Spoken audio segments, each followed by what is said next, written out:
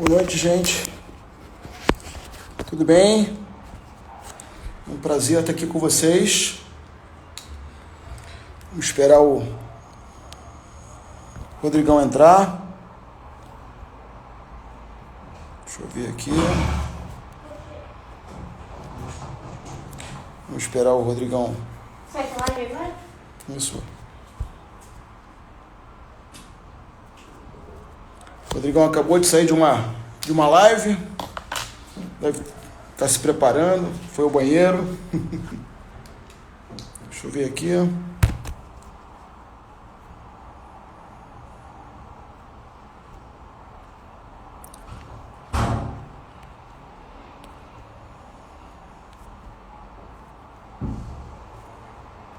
Opa.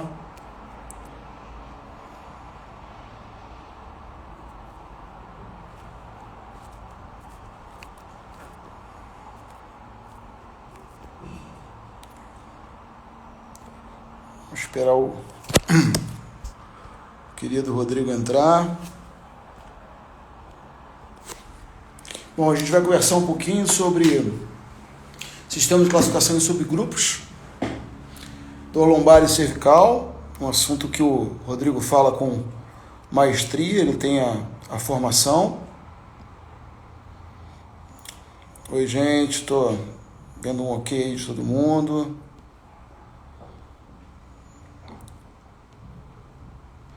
Maravilha.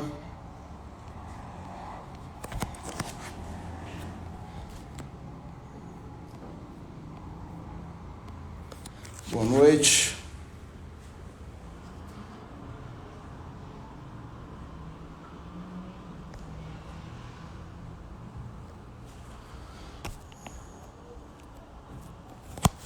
O Rodrigo deve estar se preparando, que ele acabou de sair de uma live também. Então, deixa eu ver se ele já chamou aqui em cima. Beleza.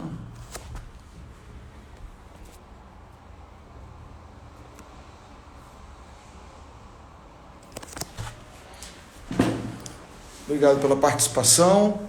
Convidem outras pessoas para participar. Mandem um aviãozinho aí. Deixa eu ver se...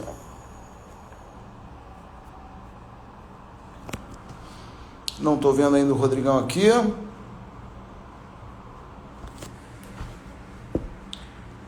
Oi, gente, boa noite.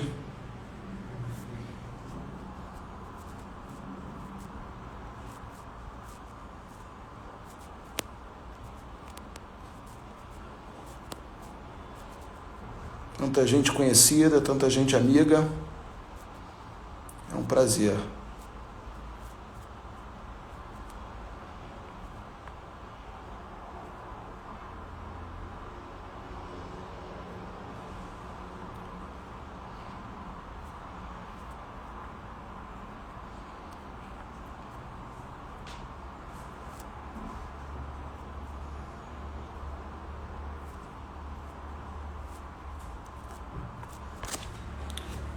Alguém manda uma mensagem aí pro WhatsApp do Rodrigo. Aqui, tá aqui, tô vendo. Pronto, Rodrigão. Vem. Você tem que pedir a solicitação aí, Rodrigão. Tô vendo você aqui.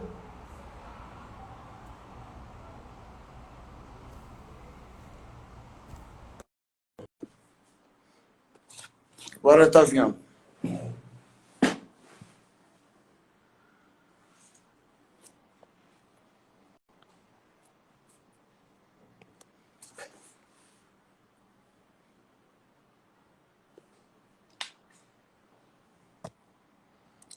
Aguardando o Rodrigo Vasconcelos.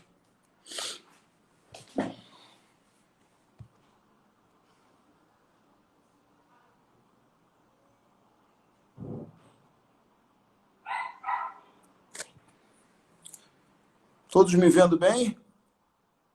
Escutando bem? Hoje não tem vinho, não. Para conversar com o Rodrigão tem que estar muito atento.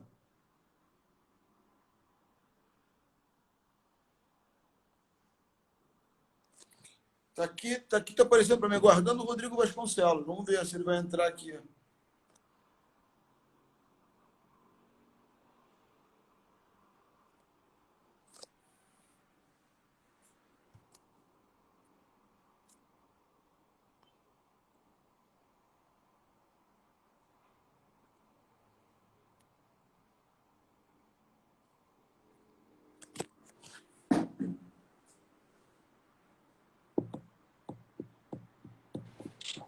Ah, aí o homem. Pô, você não queria que eu falasse? Eu solicitei 5 vezes para entrar, Vicente. Sério, eu não estava vendo. Você sabe qual é? Porque eu não quis botar o óculos.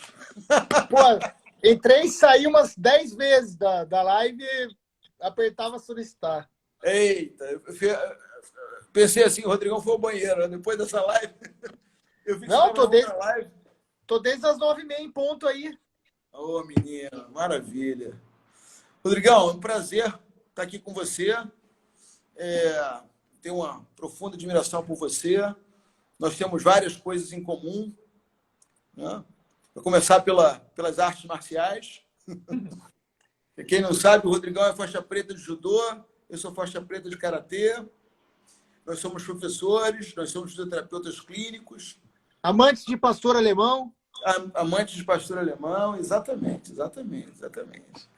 Rodrigão, eu queria conversar com você sobre um tema que eu considero muito interessante, que você é o PhD no assunto, e eu tive a oportunidade de fazer o seu curso online, que eu recomendo para todo mundo, um cursão, realmente, que é o curso de Sistema de Classificação em Subgrupos, né? Lombar e cervical. Então, assim, para quem não conhece, acho que é difícil as pessoas não conhecerem você, mas, enfim, para quem não conhece você, se você quiser se apresentar, falar um pouquinho da sua história e emendar e falar aí nesse sistema tão interessante aí de classificação dos nossos pacientes. Lógico, Vicente. Meu nome é Rodrigo Vasconcelos, tenho 25 anos de formado, sou aqui de Campinas, faço parte de um grupo grande aqui, de diversos segmentos. A gente tem um grupo de fisioterapeutas que chama PhysioScience. Nós somos 14 fisioterapeutas. Nós temos também um laboratório que tem um CNPJ próprio, que chama Cinetics Lab, no qual nós somos pioneiros em ter um laboratório específico para emissão de laudos cinéticos funcionais, onde médicos pedem laudos que nem uma ressonância, fisioterapeutas e pacientes procuram, e tem um modelo de negócio próprio, como só um fisioterapeuta para só fazer exame e só emitir laudo, como se fosse um radiologista, entre aspas, né? Que a gente começou esse segmento em 2004. Uhum. Eu sou sócio do Instituto Wilson Mello, né? Tenho a honra de fazer parte aí de uma clínica, de um centro de um modelo de saúde voltado para o aparelho locomotor de referência no Brasil inteiro. A gente completou 10 anos e nós tivemos 99 publicações científicas, residentes, médicos, estou falando R4, vem aqui, fisioterapeutas, a gente tem parceria com a PUC de Campinas, onde fisioterapeutas do 4º e do 5º ano vêm fazer iniciação científica aqui e ajudar a coletar dado, observar atendimento clínico.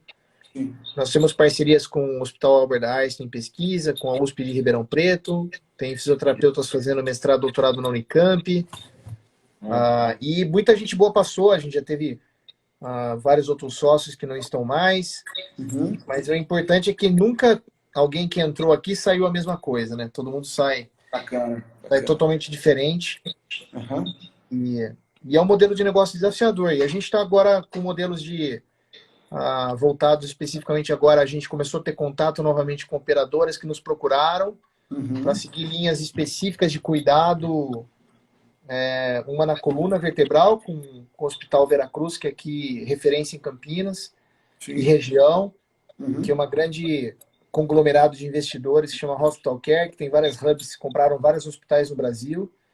E a gente está seguindo, e de acordo com a nossa experiência no Einstein, os resultados clínicos no Einstein, do estudo da Isadora, que é minha sócia, que a gente implementou a estratificação lá. surgiu interesse também, a gente agora está com um modelo de uma clínica que eles montaram somente para coluna e neurologia. Então, a gente está colocando aí as questões voltadas para a saúde baseada em valor. E agora a gente está com uma startup, começando uma experiência, uma startup grande em São Paulo, do pessoal do Táxi 99, da Doutor Consulta, que venderam empreendimento, agora estão com um grupo de investidores chamado Alice Health, e é uma startup voltada para o segmento de saúde baseada em valor, a experiência do atendimento do paciente, valores dignos de remuneração voltados por mérito para o fisioterapeuta e autonomia e a liderança horizontal. Então, a gente começou a operação lá na Vida da Rebouças. Então, a Physioscience agora é parceira, a gente é exclusivo prestadores de fisioterapia para essa startup. Então, a gente está lidando aí então com as vertentes, né? Eu tenho mestrado, doutorado e pós-doc, então a gente tem uma linha de pesquisa. Então, eu trabalho nas 3 vertentes aí, atendo paciente 12 a 14 horas por dia, sou empreendedor, né, empresário, reuniões de negócios e trabalho também, insisto na área de pesquisa, publicando 2 artigos por ano, participando de banca de mestrado e doutorado, revisando artigo científico, fazendo linhas de pesquisa, projetos de pesquisa e assim por diante, né, Vicente? É o digno brasileiro trabalhando em vários instrumentos aí ao mesmo tempo, equilibrando o prato, tentando sobreviver e assim por diante. Eu costumo dizer para o pessoal aqui que você, o Rodrigo, é um modelo a ser seguido, né? Porque você consegue combinar tudo, né? Você consegue ser empreendedor, você consegue ser um fisioterapeuta clínico, atender 12 horas por dia, como eu faço também. Você consegue fazer pesquisa, você consegue ensinar, né? E é difícil a gente encontrar um profissional com tanta capacidade, né? E eu acho que... O vulgo pato, né? Não faz nada direito. De forma alguma, de forma alguma. Eu acho que a sua mente black belt. Que isso, cara? Você é o modelo para mim, cara. Pô, você viaja o mundo como instrutor internacional, né, cara? E do PNF, que é uma das vertentes principais, ferramentas que um fisioterapeuta não pode ficar sem, né, cara? E que, na verdade, não dá para ter crítica, porque são ferramentas que sem isso, o fisioterapeuta musculoesquelético e neurológico não pode ficar sem. É como um Mulligan, um Maitland, né? Como se fisioterapeuta sem isso, na área musculoesquelética, é difícil saber trabalhar, né? Como o MDT.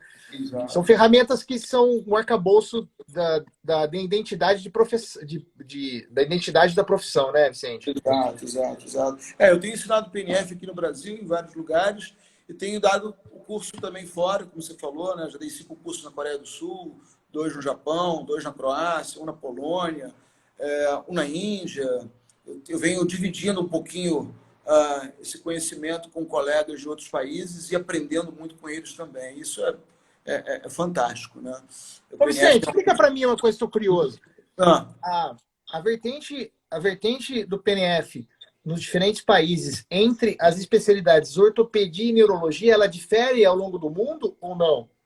Por exemplo, no Brasil, ele tem uma crença, porque na faculdade a gente aprendeu, inclusive, com o nome de Cabot, e aí ele teve uma vertente muito mais forte, neurológica. Nos outros países é a mesma coisa ou tem país que domina mais a musculoesquelética? Não, ótima pergunta, Rodrigão. Na verdade, o PNF ele nasceu realmente com uma abordagem mais neurológica, porque foi no final da década de 40, onde o Cabot, que é um neurologista clínico, um neurofisiologista clínico, e uma fisioterapeuta chamada Margaret Knorr, começaram a atender pacientes vítimas de poliomielite. Na época, a poliomielite era a doença que sequelava bastante as pessoas. Então, o PNF nasceu com os estudos de Charles Sherrington, em relação à neurofisiologia, mas o próprio Dr. Cabot, que pouca gente sabe, ele tem um livro publicado sobre low back pain, sobre dor lombar, né? Então, naquela época, ele já tinha estudos sobre PNF e disfunções musculoesqueléticas. Só que, com o decorrer dos anos, o PNF nasceu nos Estados Unidos, lá primeiro em Washington, depois foi para Vallejo. Lá eles trabalhavam muito em centros de reabilitação neurológicos. Então, quando o PNF veio para cá, ele começou aqui no Brasil com um fisioterapeuta chamado Julio Sanches, fisioterapeuta da Argentina, que eu tive o prazer de ser aluno dele. Realmente o PNF tinha essa visão mais para pacientes neurológicos, neurofuncionais. Só que depois o PNF foi para a Europa, começou a ser muito ensinado e divulgado na Europa, e os instrutores europeus, vários instrutores europeus, começaram a ensinar o PNF para as disfunções musculoesqueléticas. Então, quando eu fiz a minha formação, por exemplo, eu fui para a Alemanha, para a Polônia, para a Croácia, fazer uns cursos avançados, eu fiz vários cursos avançados em ortopedia, em musculoesquelética. Então, nós temos, na Europa, isso é muito forte, na Alemanha, na Polônia, na Croácia, na Áustria, o PNF voltado para a musculoesquelética, né? E agora o PNF está muito forte na Ásia, Japão, Coreia, e lá tem um grupo forte também trabalhando com PNF musculoesquelética. Então, já tem um bom tempo que a gente tenta mudar um pouquinho essa visão aqui no Brasil, porque ele tem uma aplicabilidade enorme. Aliás, nós temos mais trabalhos publicados em PNF e musculoesquelética do que em neurologia, né? E realmente, como você falou, os efeitos assim são fantásticos. E o que me deixou assim, interessado no seu trabalho, Rodrigão, no trabalho do TBC, é que eu vi nos artigos uma parte do trabalho vem da abordagem de controle motor, né, de movement control, né, dos trabalhos de delito e tal. No teu curso online, você tem uma parte que você dedica a isso, né, que eu achei super interessante, que tem várias coisas que você faz ali que são coisas do conceito PNF, muito bacana. E no update de 2017 do delito, eu trouxe até aqui para mostrar para a galera, eles falam muito sobre o movement control, né? E a gente tem aí na nossa história, eu, por exemplo, lá na UFRJ, a gente trabalha num laboratório, no Instituto de Neurologia, de controle do movimento, né, de controle motor. Então lá a gente tem TMS, lá a gente tem VAICOM para análise cinemática, dinamometria, EEG, EMG, enfim, é um laboratório de controle motor. E a gente vem estudando as diversas vertentes do controle motor de uma forma geral. E parece que para a musculoesquelética, nesse trabalho do delito de 2017, é interessante que ele mostra a comparação do TBC, do que eles falam de movement control, com os trabalhos com que o Paul Hodges falava, ou fala ainda, né? Com o Sullivan, com a Sarman, uma comparação diferente sobre controle motor. Então, assim, eu queria que você primeiro falasse para o pessoal um pouquinho sobre o TBC, que, enfim, eu acho muito interessante. A mudança que você tem visto no TBC, porque o seu curso foi de 2017, né? E outras coisas foram publicadas depois. E essa abordagem mais de controle do movimento que o sistema de subclassificação acaba mostrando também. É interessante também a pergunta, Vicente. É interessante dizer que existe uma grande diferença, porque é comum essa confusão, porque a gente tem um orgulho muito grande de ter sido a única clínica privada no mundo que a Universidade de Pittsburgh fez uma chancela, fez uma parceria institucional com um contrato assinado, e que teria uma turma fora da universidade para poder ter a formação em TBC fora da Universidade de Pittsburgh. Lembrando que a Universidade de Pittsburgh é a universidade número 1 dos Estados Unidos hoje, né? Então para nós foi para mim foi um motivo muito pessoal, assim, de mérito não, de gratidão, de reconhecimento, porque eu fui aluno lá em 2002, né? E depois de tanto tempo a gente consegue ter um reconhecimento deles. Eu voltei para lá mais de 4, 5 vezes para apresentar um projeto, um desafio grande para mostrar o porquê disso. Todos os módulos têm professores da universidade, o quarto módulo é prova, tem paciente ao vivo. Então, foi um desafio muito grande formar a primeira turma de 24 fisioterapeutas, com prova teórica, prova prática. Bacana. Depois de 4 módulos, que demora 2 anos para ser formado. Ou seja, foi um desafio grande. Mas quando a gente fala daí, inclusive daí o curso, quando eu coloquei a prática nossa, o Instituto Wilson Mello, eu pessoalmente, eu sou um fisioterapeuta musculoesquelético e eu tenho a linha de pesquisa em subgrupos. que são metodologias que utilizam estratificações para tentar entender questões prognósticas, ou seja, qual desfecho... Tá dando para ouvir? Tá, eu tirei os comentários só para a gente poder se ver melhor. Que tem duas vertentes. Uma é entender prognósticos de desfecho, no sentido como que vai ser o caminho que cada paciente vai seguir, de paciente que vai enroscar e vai virar crônico, ou paciente que não precisa de intervenções frequentes, ou seja, mínimas intervenções, e o paciente que qual caminho de intervenção terapêutica a gente poderia ter para que esse paciente possa ter uma resposta que é a resposta que ele necessita, que ele precisa daquele momento da vida dele.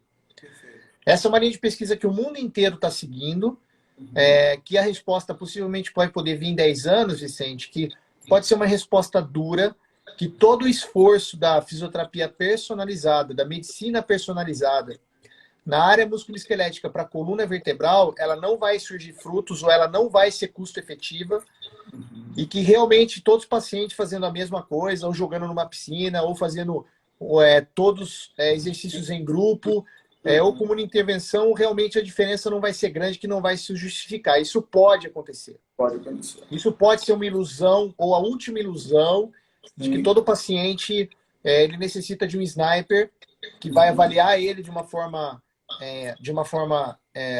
de empatia, de uma forma com profissionalismo, de uma forma com expertise, que daí vai reduzir custo e vai reduzir a jornada que ele estava passando por vários profissionais, porque ele não foi classificado adequadamente do que ele precisava, ou de qual caminho ele deveria seguir, seja uma abordagem mais psicossocial, ou uma abordagem mais de controle motor, ou mais mecânica, entre aspas, entendeu? Ou uma abordagem cirúrgica, porque paciente também que poderia ter uma recuperação muito mais rápida, uma abordagem que existe abordagem cirúrgica adequada, aí esse paciente ele vira crônico com sensibilização central, porque a aferência periférica não foi adequada ou não foi colocada adequadamente para esse paciente. É um paciente que necessita de um bloqueio.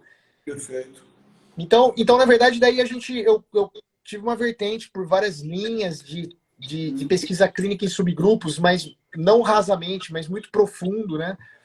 O CFT, por exemplo, eu fui lá na Inglaterra, fiquei 5 dias lá com o Peter Sullivan, vendo pacientes do esporte e pacientes crônicos. O Ney estava junto, o Dan estava junto também. Aí, quando voltou para o Brasil, eu trouxe mais 2 pesquisadores de CFT no Instituto, que deram 2 turmas aqui, o Ian Dankaerts, da Bélgica, e o Kieran Sullivan, da Irlanda. Então, assim, e que também trabalha com o Peter Sullivan, é do mesmo grupo de pesquisa. Eu sou credenciado em MDT, que é o primeiro subgrupo que tem no mundo da fisioterapia. São mais de 3 anos de formação. O Start Back, que é da Universidade Kelly University, lá na Inglaterra. Do Jonathan Hill, a gente tem um artigo publicado com ele, a gente validou o questionário aqui no Brasil, fez treinamento com psicólogos para poder aplicar a metodologia. Então, são assim, quase 10 anos aí bebendo de fontes de estratificação. E aí a gente fez um modelo híbrido, no qual a gente tentou pegar descartar, como o próprio Jigoro Kano fez com 3, 4 escolas de jiu-jitsu, tirar algumas coisas e tentar montar um novo caminho, sabe? Bacana. Então, para poder criar a realidade da cultura brasileira, das necessidades que a gente tinha aqui em Campinas, de pacientes privados, de pacientes públicos também, porque eu fui 11 anos voluntário no SUS.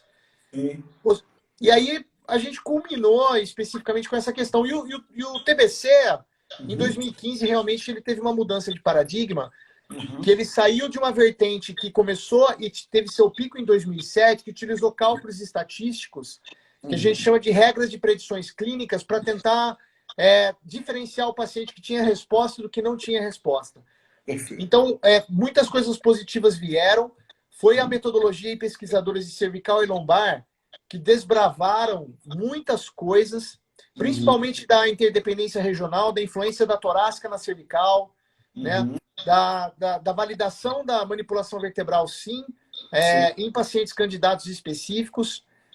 Mas também teve outros problemas estatísticos e de metodologia, que são quebras de paradigmas e problemas que surgiram com a metodologia, onde também apareceram outros trabalhos que, utilizando a validade externa, ele automaticamente tinha outros desfechos ou outros resultados. Perfeito. Então, é uma linha de pesquisa que sofre muitas transformações.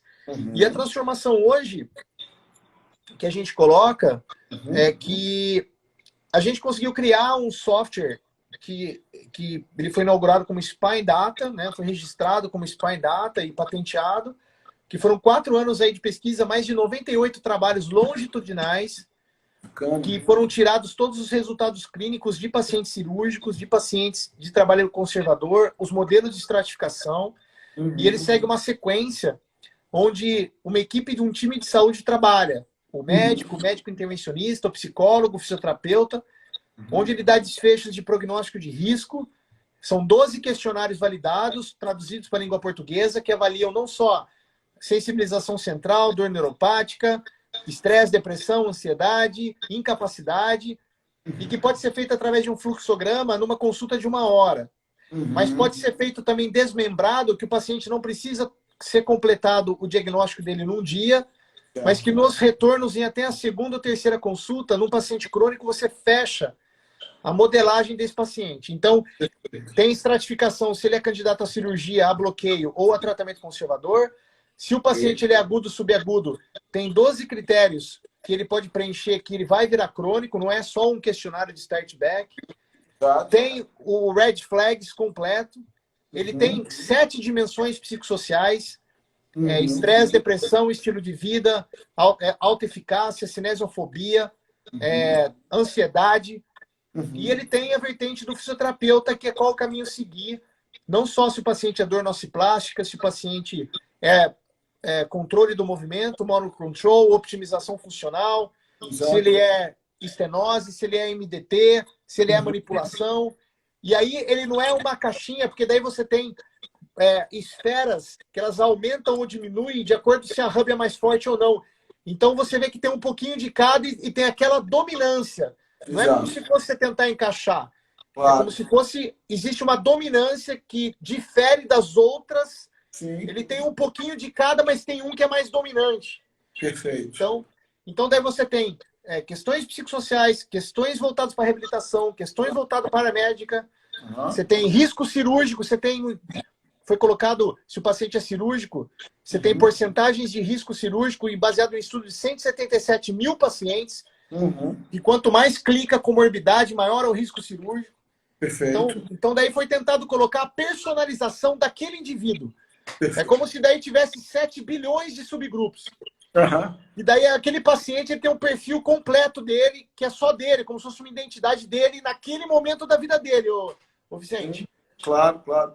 Rodrigão, fala um pouquinho para o pessoal, que você fala muito bem isso no teu curso. Mais uma vez, eu aconselho a todos realmente a estudarem com você, porque é muito interessante. Desses subgrupos, quando o paciente é indicado para fisioterapia, né, dos subgrupos que, através, é claro, de uma boa avaliação, de uma boa anamnese, uma anamnese completa, através da identificação se o paciente tem ou não red flags, eu sempre digo isso para os meus alunos na UFRJ, uma das coisas mais importantes que o fisioterapeuta deve fazer é fazer um bom exame neurológico num paciente musculoesquelético para afastar realmente as bandeiras vermelhas, né? Mas fala um pouquinho para o pessoal sobre esses subgrupos de tratamento, de intervenção. Isso aí ele começa com uma triagem, né? A gente chama do poder da triagem. A triagem ela começa, a primeira pergunta é: esse paciente ele é para mim? Ele é um paciente que ele pode ser recebido, ter uma intervenção voltada para a fisioterapia, ou é um paciente que tem que voltar para o médico, ou se eu sou o primeiro contato, ele tem que ter um médico. Então, são as perguntas específicas que a gente faz, baseada no Waddell, no questionário de Waddell, se perdeu peso recentemente sem motivo, teve histórico de câncer nos últimos 5 anos, teve trauma, perdeu sangue na urina, nas fezes, fraqueza nas pernas, tontura, vertigem, fez check-up recentemente, tem febre noturna. São várias perguntas que uma pergunta sim, você tem que investigar esse paciente minuciosamente para poder entender a questão das bandeiras vermelhas, né? Você vai adiante. Aí a segunda, você tem que dividir esse paciente no tempo no qual começou os sintomas dele, se é menos de 90 dias, se é um paciente agudo, subagudo, ou se é um paciente que tem várias recidivas e ele está na agudização, ou se é um paciente crônico. E se esse paciente crônico, você não subestima esse paciente falando se já é crônico, é tudo psicossocial. Aí você fazer através do exame físico minucioso, se esse paciente ele pode responder de uma forma adequada, rápida e eficiente, e na verdade estava tendo realmente uma incompetência de talvez outras clínicas, outras escolas ou outros profissionais que não viu aquele olhar daquele paciente. Exato. Ou realmente o paciente ele não é mecânico, ele não tem uma resposta rápida em diferentes movimentos, movimentos repetidos, baseado na avaliação MDT. É um paciente que ele não tem essa resposta de controle, ele tem vários movimentos mal adaptativos, tem contração abdominal, como o do CFT fala, super rígida, movimento bloqueado, várias crenças irracionais, vários contextos específicos, que daí a gente vai montando o perfil dele e vai indo para caminhos específicos. Se o paciente ele tem uma abordagem que ele pode ter uma resposta rápida, essa pode ser com manipulação, pode ser com as abordagens do MDT, pode ser com abordagens especificamente com várias direções de movimento. Exato. Pode ser uma abordagem que a gente chama de controle da dor. É um paciente hiperirritado, que necessita ir para o PS, ou naquela semana, a única coisa que você pode fazer é a neuromodulação com ele. Não consegue examinar, você não consegue testar, ele está super agudo, e você tem que baixar a excitabilidade do sistema nervoso central dele para poder depois dar a evolução. Exato. Então a gente tem essas abordagens de caminhos diferentes. Perdão, caiu o celular. É só para o pessoal entender, né? Então tem o grupo que vai se beneficiar de manipulação, o grupo que vai se beneficiar de exercícios em extensão, o grupo que vai se beneficiar de exercícios de flexão, o grupo que vai se beneficiar da tração, que você fala no curso da parte da hidroterapia, né? Que ajuda a tirar a tensão naquele momento. Isso é um grande problema, Vicente, porque a parte mesmo nova dos subgrupos, ele envolve a tração lombar, e como os subgrupos nossos, especificamente, a gente se moldou a totalmente os guidelines, e tração não existe em guideline. Exato. E a tração nos subgrupos, na verdade, é importante entender que é apenas em 6% dos pacientes agudos e subagudos. Então, de toda a esfera de pacientes agudos e subagudos, 6% seriam responsivos. E, na verdade, o perfil clínico dele é um paciente que, na verdade, ele está pior sentado ou em pé, com aumento da dor na perna, mas deitado, ele não tem dor ou a dor reduz dramaticamente. Sim. E quando ele deitado em decúbito dorsal, com o joelho fletido a 90 graus, você vai na região poplítea e você, aos poucos, realiza uma distração, a dor na perna alivia. Então, a gente chamou de um paciente que eu preciso ter a retirada da carga axial. E aí eu coloco na piscina, eu retiro carga.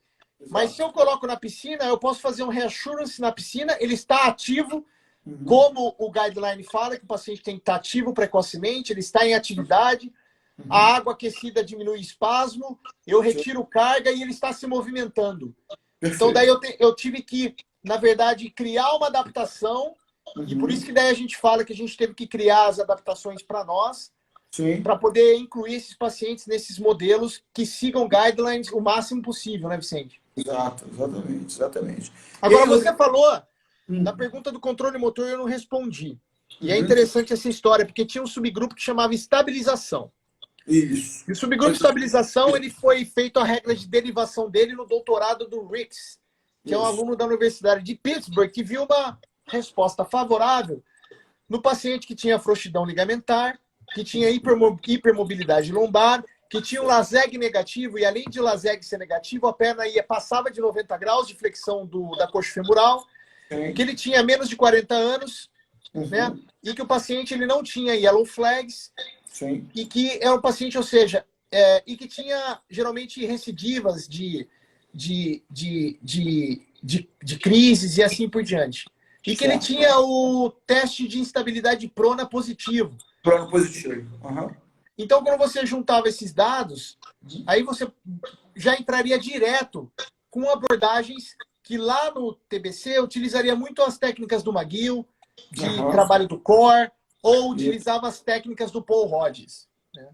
E aí a regra de derivação, e aí eu vou uma grande discussão, porque daí foi do Alon Rabin, que foi meu colega lá na universidade, a gente estudou junto na mesma classe, ele voltou para Israel e o doutorado dele foi a validação depois da regra de derivação. E ele comparou, só que foi duas coisas interessantes, porque ele usou um subgrupo muito forte, que ele é muito bom de técnicas manuais. Então, Sim. ele utilizou exercícios de terapia manual, que tem uma neuromodulação muito forte. Exato. E aí, ele utilizou o grupo de estabilização, utilizando a regra do Ricks. E o interessante é que a regra ela não foi desvalidada. O que foi observado foi houve vantagem dos pacientes que fizeram estabilização, Sim. mas do cálculo estatístico que ele colocou, não deu mudança clínica importante detectável. Então, foi estatisticamente significativa, Sim. mas não deu mudança clínica detectável. Mas quando eles observavam a resposta do paciente, que o paciente considerou que teve sucesso, foi muito grande a diferença. Então, a regra ela não foi desvalidada, mas ela não foi validada. E ele validou mais 2 regras da derivação. E aí, na verdade, parou do meio do capítulo. Não fizeram um outro ponto desse estudo. E parou em 2014. Aí, quando lançou em 2015, o que você viu do update. Mas o update foi um racha que deu de grupos de pesquisadores, de alunos que saíram de Pittsburgh e foram utilizar a regra estatística. E o pessoal antigo de Pittsburgh que ficou, que tinha uma outra visão de como deveria ser o TBC. E aí eles escreveram o artigo do Physical Therapy, colocando uma bandeira, falou assim, ó, a linha que a gente vai é uma linha voltada para guidelines, onde eles não chamam mais de estabilização e eles lidam o paciente de acordo com incapacidade e dor, o nível de incapacidade e o nível de dor.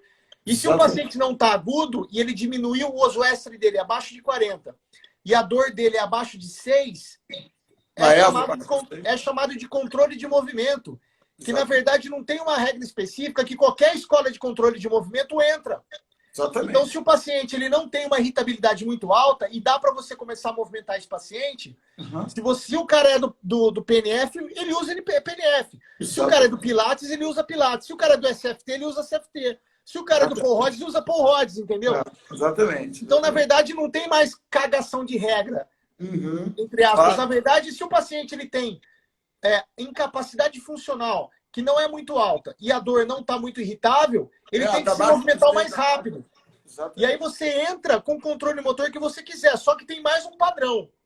É o padrão que é um sistema misto, que se o paciente ele saiu dos sintomas agudos, mas ainda ele tem restrição de movimento de um quadril, de uma torácica, de uma lombar, você pode entrar ou com mobilização neural ou com terapia manual para eliminar a perda de mobilidade para o controle motor ser mais efetivo. Né? Exatamente. Só para exemplificar para o pessoal, Rodrigão, então em 2000 deixa eu botar aqui, só virar a câmera aqui para o pessoal. Peraí. Aqui, ó. Em 2017, né, teve esse trabalho que você conhece muito bem, isso que o Rodrigão acabou de falar, é exatamente isso, né? Esse paciente que saiu da modulação dos sintomas, tá dando para ver aí, Rodrigão? Perfeito. Está indo para o controle de movimento, né? E depois o último passo que seria a otimização funcional, né? Então, e o que é bacana que o Rodrigão falou é exatamente isso, né? O controle de movimento que eles dizem aqui, eles dividem em mobilidade, né, e estabilidade. Aqui, ó, mobilidade local e estabilidade global. E o que é legal quando eles falam de mobilidade local é isso, né? Que o paciente tem que ter, a gente tem que avaliar a mobilidade neural, a mobilidade articular e a mobilidade de tecidos moles, não só na lombar, como também em articulações adjacentes. Né? Perfeito, perfeito. Essa é a leitura perfeita, Vicente, é isso aí. E quando eles falam de estabilidade, não é aquela estabilidade clássica, né, que se falava só de músculos seletivos, mas eles dividem em 3 partes que eu acho assim, fantástico esse trabalho. É uma ideia, né? A ativação, a aquisição e a assimilação. A aquisição é aquele paciente que não consegue seletivar aquele grupo muscular, né? Que tem hipoativação naquele grupo muscular. Aí que entra muito na ideia do PNF, não é, Vicente? Exatamente, exatamente. Aí que a gente começa com o PNF a buscar o recrutamento através de técnicas do PNF, combinação de isotônicas, reversão de estabilizações, para ativar esses grupos musculares. Depois, na aquisição, que eu acho barato também, é aquele paciente que não consegue dissociar a lombar do quadril, aquele paciente que ainda tem aqueles padrões de movimento bem pobre de uma forma geral, né? E aí a gente já começa a trabalhar aqui num plano de movimento para o paciente começar a dissociar. E a assimilação seria o trabalho funcional, né? O paciente fazendo um reaching, um grasping, um sit Exatamente. stand, alguma coisa assim. Perfeito, Né? Vicente, perfeito, cara. E a otimização funcional, que seria o último perfil, é quando o paciente ele tem o Oswestry menor que 20 e a EVA menor que 3, e é aquele paciente, por exemplo, trabalhador, que tem um movimento específico braçal, ou um atleta que já não está mais com dor e ele percebe que ele está a 80% da sua função no saque, ou é o karateca que ele está fazendo o movimento do chute ainda, ele percebe que ele está um pouco abaixo, aí você faz a especificidade do trabalho ou do gesto esportivo. Exatamente. Aí entra o trabalho de fortalecimento, o treino aeróbio, né, o trabalho de endurance, né? E dentro do trabalho que o paciente precisa.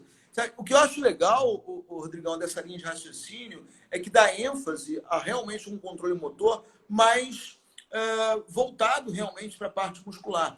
Porque muitos fisioterapeutas ainda têm aquela visão antiga, né, de que técnicas passivas, e a gente vem ensinando isso, você, eu, todo mundo que trabalha com dor, né, que essas técnicas passivas não são as técnicas mais indicadas para esses pacientes quando a gente pensa em controle de dor.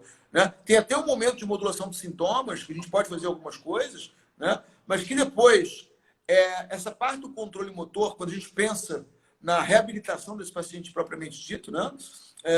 Quando ele está, como você falou, quando ele já tem uma EVA menor do que 6, a incapacidade dele está menor do que 40%, que você já começa a introduzir essas coisas no controle motor, você pode fazer milhões de coisas. Milhões de coisas. E aí, avaliar, onde é que ele tem perda da mobilidade, né? Será que é neural isso? Será que é articular? Será que é de tecidos moles? Será que é na lombar? Será que é no quadril? Será que é na torácica? Né? E aí, quando vem a parte de estabilidade, que eu acho fantástico também, não é aquela estabilidade de ficar pedindo para o paciente fazer bracing e nada do gênero. Pelo contrário, uma estabilidade dentro da funcionalidade, né? É ensinar o paciente a recrutar aquele grupo muscular. Isso, sim. Exatamente. E depois que ele recruta, ensinar que ele pode dissociar, ou seja, a gente no PNF fala mobility on stability. Mobilidade de uma parte e estabilidade da outra. Dentro de uma coisa dinâmica, e não aquela coisa engessada, em que o paciente fica com hipervigilância, querendo o tempo todo se corrigir a todo momento. E depois a parte da aquisição, que você traz as tarefas do dia a dia. Aí você ensina o paciente a levantar, a sentar, a fazer as coisas de uma forma mais automática. E né? principalmente com a meta junto do paciente. O que você quer voltar a fazer? Qual é o seu desejo? Eu sou um instrumento facilitador entre o ponto A que você está hoje e o ponto B funcional que você quer chegar. Qual é o movimento funcional que você necessita, que você quer fazer? E aí ele tem que ser voltado os movimentos para a questão funcional do paciente, né? Exatamente. E aí é que é o legal do conceito PNR, porque ele trabalha justamente a funcionalidade. No PNR trabalha muito com a CIF. E nesse trabalho aqui, que eu acho bem legal, eles mostram uma parte da CIF, da Classificação Internacional de Funcionalidade. Né? Tem na tabela lá isso. Exato, tem uma tabela lá que fala da CIF. E fala aquilo que você acabou de falar, depois a gente disponibiliza o trabalho para a galera, né? Tá dando para ver aí, né? Só comparando o TBC em relação à estabilidade, ao controle de movimento, né? Em relação ao McGill, em relação ao Paul Rogers, em relação ao Sullivan, em relação a Sarman, né? Eu acho bem bacana quando eles falam aqui de metas e os estágios do controle motor, né? A fase cognitiva, associativa, automática, né? Quando você entende o que eles querem dizer aqui, você volta para a funcionalidade, né? E você libera o teu cliente depois com segurança. Sim. Perfeito. E essa é o desenvolvimento, vai ter o desenvolvimento também do upgrade para a cervical. Né? A cervical ela tem um desenvolvimento mais tarde. O TBC começou em 93, o primeiro trabalho, da cervical foi em 2004. E a cervical também ela foi a base total do guideline americano, da JOSPT, de 2017, que é a base especificamente do guideline americano, que é um dos únicos guidelines do mundo que você tem hoje como referência para a cervical, que envolve a cefaleia, que envolve a centralização, que é muito MDT ou tração, e que a tração cervical tem validade científica, tem comprovação, foi validado. E você tem os exercícios, grupo de exercício, que o paciente já entra também com controle motor. Tem o controle da dor, que é o paciente agudo com uma cervicobraquialgia, que está dormindo sentado, né? E tem o grupo de mobilidade e manipulação, que é terapia manual. Então, assim, é bem pragmático os subgrupos da cervical, né? Mas eles também estão fazendo uma vertente voltada mais para esse modelo também de irritação dos sintomas, controle de movimento e otimização funcional, né? E a outra questão importante é que eles estão utilizando todo o contexto biopsicossocial com os questionários de Orebro e Startback, a educação em dor, que foi uma outra coisa muito importante, e entender que toda essa tabela vem junto com a característica psicossocial do paciente. Tem pacientes que vão ter que ter abordagens muito maiores nesse controle motor, realmente com quebra de crenças, né? Um modelo mais voltado para o CFT e assim por diante. E o importante é que ele deixa aberto, como se fosse realmente um octógono, assim, que você tem os seus treinamentos de arte marcial, você vai lá e aplicar aquele modelo que você tem que ser um MMA, né, cara? Você tem que ter diferentes vertentes. Exatamente. Mas, por exemplo, o grupo de manipulação, o TBC, por exemplo, de mobilidade, que é só na fase inicial, você tem terapia manual. No controle motor, se você tiver restrição torácica, restrição lombar, assim por diante, você entra com terapia manual e entra com exercício de mobilidade para o paciente fazer o ganho da mobilidade. Exato. Seja aqueles modelos especificamente com cintas elásticas, modelos especificamente com rollers, de tecido mole, de liberação miofascial, ou seja, é um critério pragmático mesmo, viu, Vicente? Sim, claro, claro. Rodrigão, o curso que você apresenta aqui para gente é de 2017, né? O que você mudaria hoje se você fosse fazer um outro... Você fez o curso agora da cervical, mas se você fosse lançar um outro curso de TBC da coluna lombar, o que você acrescentaria hoje no seu curso? Ainda não teve uma vertente... Teve mais publicações que demonstraram, e uma parte interessante também da lombar foi que o TBC ele tem um subgrupo de flexão, que é dentro dos movimentos específicos, e é o subgrupo, e é o tratamento hoje baseado em evidência mais completo para os pacientes com estenose degenerativa da coluna lombar. Exatamente. Então, ele é um programa pragmático, multimodal, que ele envolve flexão repetida várias vezes ao dia para abrir espaço, retirar a carga axial com hidroterapia e fortalecimento global do paciente e também a avaliação de métrica pragmática, ou seja, a medição em minutos da autonomia para o paciente andar. Então, se o paciente em 6 semanas melhorou de 30% a 50% a distância ou o tempo que ele andou, o tratamento continua, se não é cirúrgico. Então, é um modelo que está ganhando muita força, porque a cirurgia mais feita hoje é da estenose degenerativa do canal vertebral com a claudicação neurogênica. E aí eu estou falando de uma dor lombar específica, não é inespecífica, e o paciente ele tem que provar. O paciente ele tem que provar que ele é do subgrupo de estenose, porque tem pacientes com radiologicamente de estenose e que zeraram com extensão repetida, né? Então, é sempre a resposta clínica que é relevante. Isso aqui é fundamental, Rodrigo. As pessoas esquecem isso, né? Porque todo mundo vê um paciente com estenose do canal lombar, né? Que é aquela queixa clássica que anda um pouquinho, sente dor, para e melhora, né? E todo mundo associa realmente o exercício de flexão para abrir espaço, né? Que a extensão piora. Mas é o que você falou, é a resposta clínica, né? E que os pacientes que são multimodais, Exato. e que eles têm claramente, Vicente, questões relacionadas a cinesiofobia, medo, catastrofização e assim por diante, é toda abordagem moderna, no contexto estratificado, exposição gradativa, exercício gradual, atividade gradual, CFT. Então, assim, daí você vai modelando os sistemas, né, Vicente? Sim, sim. Você acha uma coisa interessante, Rodrigão? É que no PNF a gente tem a nossa filosofia tem 5 tópicos, né? Que são 5 tópicos bem atualizados, né? Um é abordagem positiva, ou seja, a gente dá ênfase ao que é positivo com o paciente. A gente começa com o que é mais fácil para o paciente. A gente tem um tratamento indireto. A gente usa outras partes do corpo para interferir naquilo ali que o paciente precisa melhorar. Abordagem funcional, que é usar a CIF, quer dizer, trabalhar com as limitações funcionais que o paciente tem. A gente chama de limitação no nível de atividade e restrição no nível de participação, né? Mobilização de reservas, que é justamente trabalhar o que ele precisa. Se for força, você tem número adequado de repetições para trabalhar força. Se for estabilidade, um outro número. Se for resistência muscular, um outro número. Com diferentes ambientes de trabalho, isso é fundamental, né? No tatame, nas barras paralelas, em pé, no campo de futebol, onde for preciso. Considerar a pessoa como um todo, que vem bater diretamente com esse modelo biopsicossocial, ver a pessoa como um todo, de uma forma geral, e princípios de controle motor e aprendizagem motora. Então, a gente vem estudando o controle motor e aprendizagem motora porque os pacientes músculo-esqueléticos precisam muito disso.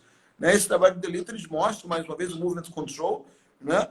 Como as fases da aprendizagem motora são importantes para que o paciente aprenda e para que o paciente que é cinesiofóbico, que é hipervigilante, que a gente possa expor esse paciente gradualmente ao movimento, sem uma abordagem positiva, sem ele ter medo, sem ele deixar e tirar aquelas crenças, né? Não, eu não posso fletir minha coluna, ou eu tenho que o tempo todo fazer um bracing para me abaixar, e coisas do gênero. Então, o que é Vicente, bacana... Vicente, responde uma coisa para mim que tem uma dúvida.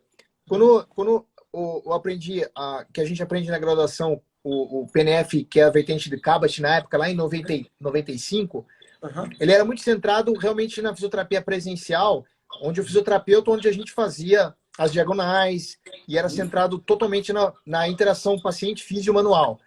Mas quando que começou a ter a vertente também junto de prescrição de exercícios voltados para o PNF, para os pacientes, além da abordagem presencial e de toque do fisioterapeuta? Quando que começou a ganhar força, que eu percebi que está ganhando força também, os exercícios na ortopedia à distância, ou de modelos voltando... Isso faz parte da filosofia do PNF. O tópico mobilização de reservas, a gente faz um homework, a gente mostra para o paciente o que ele tem que fazer em casa sozinho. E uma outra coisa interessante, Rodrigão, é que o PNF não é só diagonal. As pessoas ficam com aquela ideia que PNF é só flexão, abdução, rotação externa, as diagonais apendiculares. Não, eu posso fazer um atendimento inteiro de PNF sem usar uma diagonal. Posso fazer um trabalho com técnicas específicas de PNF, com contrair, relaxar, manter, relaxar, combinação isotônicas, reversão de estabilizações, estabilização rítmica, em posições diferentes, em 4 apoios. Por exemplo, quando a gente fala que o paciente se beneficia de movimentos em flexão, né, que em flexão ele tem a direção preferencial e centraliza, tem vários exercícios do PNF em flexão. Quando o paciente tem a preferência em extensão, tem vários exercícios em PNF em extensão em diversas posições. Então, é bacana nesse sentido. As pessoas têm uma ideia de que o PNF é diagonal apendicular. E não, além dos padrões apendiculares, você tem padrões para tronco, para cervical, para cintura escapular, para cintura pélvica. Eu vi no teu curso ali várias coisas que você fez que são coisas do PNF, quando você faz em 4 apoios, por exemplo, e tira um braço, tira uma perna, a gente faz aquilo com PNF, mas com uma técnica, com reversão de estabilizações. Ô, Vicente, e utilização de biofeedback de MG no PNF? A gente tem utilizado, inclusive para pesquisa, né? Porque o PNF a gente trabalha muito com feedback visual, auditivo, enfim. Se você coloca um EMG e pede para o paciente olhar o que ele está fazendo, pode ser um tipo de feedback visual, né? A gente pode associar o PNF à eletroterapia.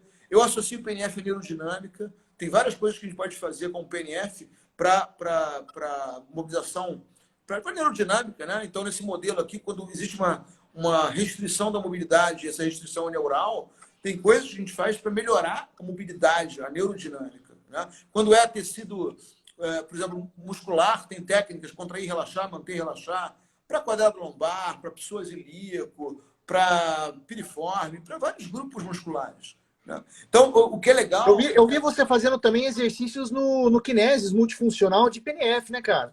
Exatamente. Isso é uma outra coisa que a gente passa muito. Exercício para você fazer em casa com...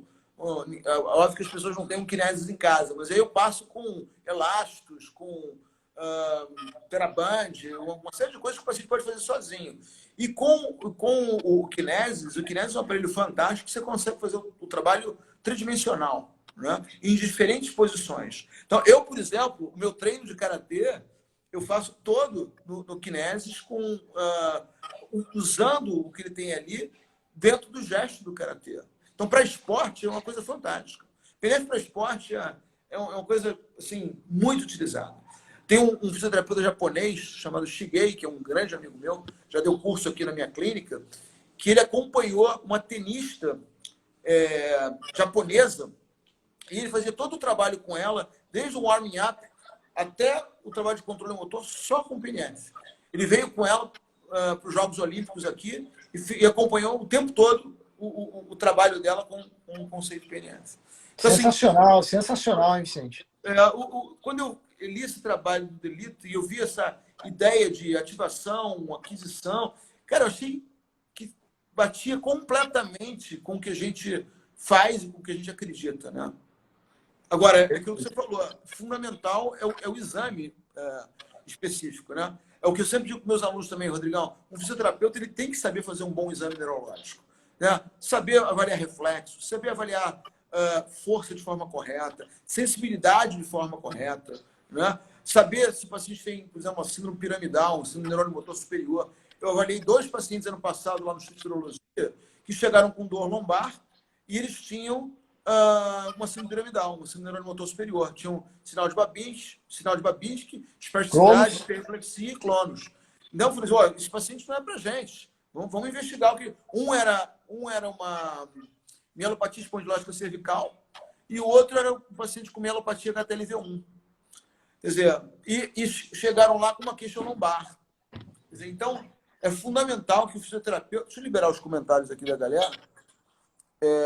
É fundamental que o fisioterapeuta tenha essa visão clínica.